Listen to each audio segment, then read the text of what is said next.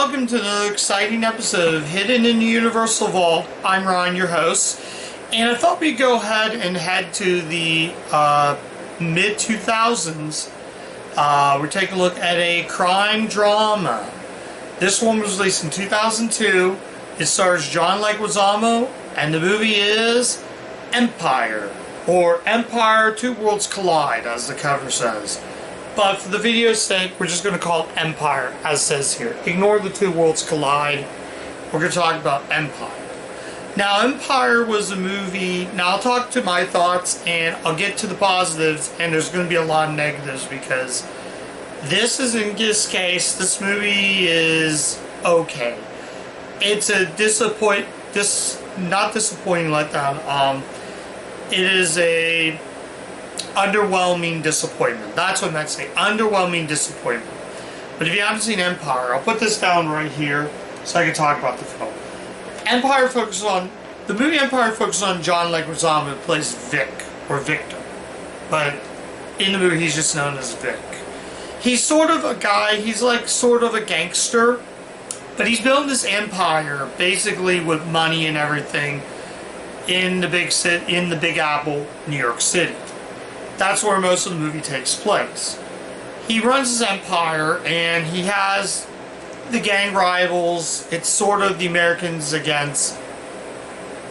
I don't want to say what that is, but it's him against the rival gangsters. So it's sort of like a gangster movie, but basically we get Fat Joe, who barely even is in the movie. He's the leader of the other gangsters. So his job is to go and take out those guys so he can build this empire. So he eventually meets up with Denise Richards in the film. She's also in the movie. You got Trench, who's also in the movie called Jacob's Lyric, which I will cover on the channel very soon. He plays another gang member. And the big problem is, it's just kind of boring. It's like, I've seen this before. Trust me, I've seen a lot of gangster movies, and I think there are much more better gangster movies than something like Empire does. And I like the idea, and the director, it was actually directed by Frank Race, Frank with an F-R-A-N-C, not with a K at the end. Reyes, R-E-Y-E-S. Oddly enough, it was done by Arenas. It's weird because normally if it's Universal and then another studio. Here it's Arenas, but then you get the Universal logo. So this is a Universal movie. Arenas just got credited first. I don't understand why, but that's just more of a nitpicky thing.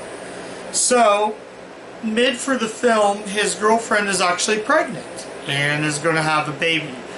But we don't know what the baby is. Well, we don't know. It's just, basically, he takes out, there's a big shootout at the end, and I'm just going to kind of spoil it because I don't think I see myself going back and watching this. So let's bring out the spoilers. And near the end of the giant climax, we see, there's only one nude scene in the movie though, so just be warned. So, yeah. So, there's a big shootout. He's shooting a bunch of guys. Denise Richards' character gets shot. Everybody gets shot. Though Fat Joe gets shot in the movie, and turns out his kid gets shot. So, they're doing a shootout. They accidentally kill a little boy, which is kind of sad, and just makes me feel... I'm getting sick and tired of kids getting shot in movies. It's really sad. It sickens me, and in my opinion, I'm not a parent, but if I was a parent, I would have been scarred that way. No kid, honestly, even in real life, or even the movies, no kid should get killed in a line of fire. You can actually see the kid get shot in the chest. Even like Leguizamo's character is like that. And then he's like, his two other guys, I think Trench and some other guy, are like looking after a big shootout, realizing, I think we killed a 9-year-old. Who actually turns out to be Fat Joe's son in the film. So, I do like how they use PlayStation, Nintendo 64, even though keep in mind, even though those systems were done already, because you had PlayStation 2 and GameCube out at the time when that happens. They showed, that's kind of cool. So that's neat. But yeah, basically at the end of the film, Leguizamo, he makes it in Miami, he gets a quick drink, he goes out to the car, the other guy goes after him, he shoots him with a silencer, his girlfriend just had a baby, credits. That's it.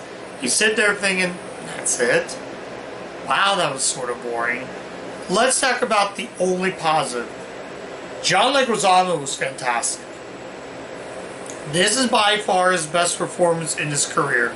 I think out of all the Leguizamo movies I've covered on my channel, this may be his best. But even with a great performance by Leguizamo, the rest of the movie is just boring. First off, half the cast have wooden performances. We have unlikable characters. Leguizamo tries his best but can't save the movie. It's his best performance and it's great. He's really tough. He's arrogant. In the beginning of the movie, he just smashes a guy. He basically punches a guy 6 times until he's bleeding out of the mouth. That's how dark and powerful it is. He takes it to the edge, and I think he nails a great performance. But there's tons of other movies I've seen where he's better. This is still a phenomenal performance. I can kind of recommend it for his performance, but I can't. What I just said. Now, before I get to the final verdict, let's actually take a look at the artwork. And I forgot about Peter Sarsgaard. He's also in the movie too. Forgot to mention his character. He's okay. He's sort of like the lawyer in the movie. So yeah, he's like the lawyer. There's some good special features on here. There's Making of Empire, feature commentary, director Frank Reyes, and director of photography Kramer Mungamuth. I'm probably going to pronounce that wrong. Deleted scenes, LA premiere, the Los Angeles premiere, which is the featurette I watched, actually premiered at Universal Studios Hollywood. They premiered it there because you can see the logo right there, which I think is cool. They premiered it over. Universal's really cool premiering their movies at the theme park, which is really cool though. Sample of the Empire soundtrack. You can hear tracks in that. I heard one track, and much more. Much more as in just recommendations and DVD-ROM. No additional trailers, but you do get a trailer to the Tricked Out Edition and 8 Mile. So that's pretty cool.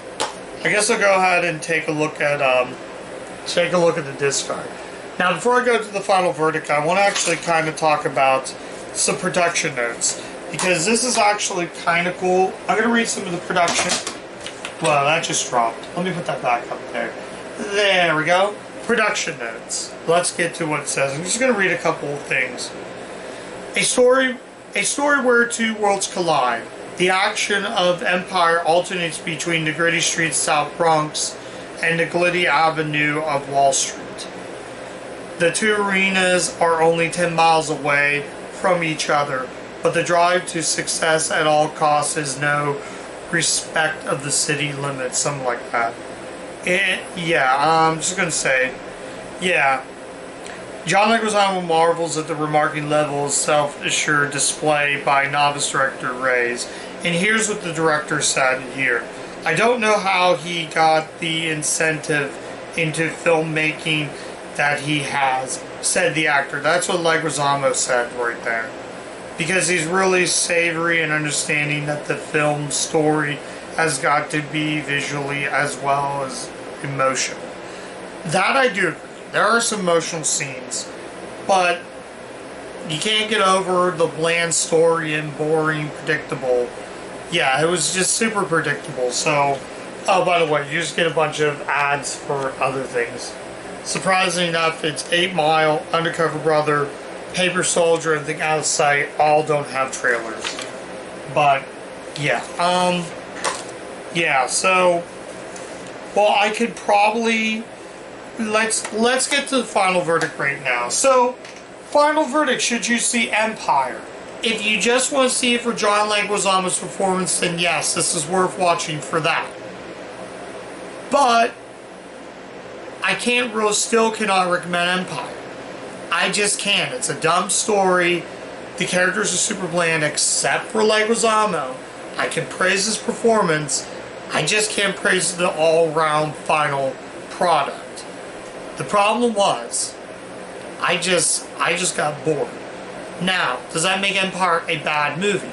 No, I've watched worse movies on this not on this page, but on this channel.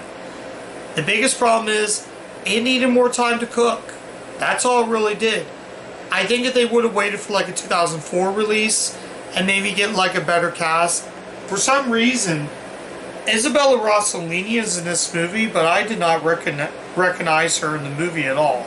Also as Delata Kato, she's really good in it. She's actually might be the best part of the movie. But nobody else. Even Fat Joe, a guy I like, couldn't even really save the movie. In fact, I liked him better in Night School as an actor. I think Fat Joe is a good actor.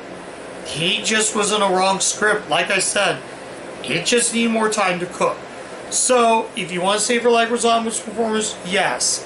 But all in all, skip Empire. It's not worth your time. It's not worth checking out. So that's it. Thank you so much for watching my review. And follow me on social media pages. So I'm not caught up with my social media pages. Like I said again, the internet is down. I'm going to try my best to get these uploaded. I promise. As soon as I get the internet, they're going to be uploaded. So until then, check my social media pages. I'm going to say good night or good day, whatever time you're watching. So thank you so much guys for watching, and I'll catch you guys next time. Bye.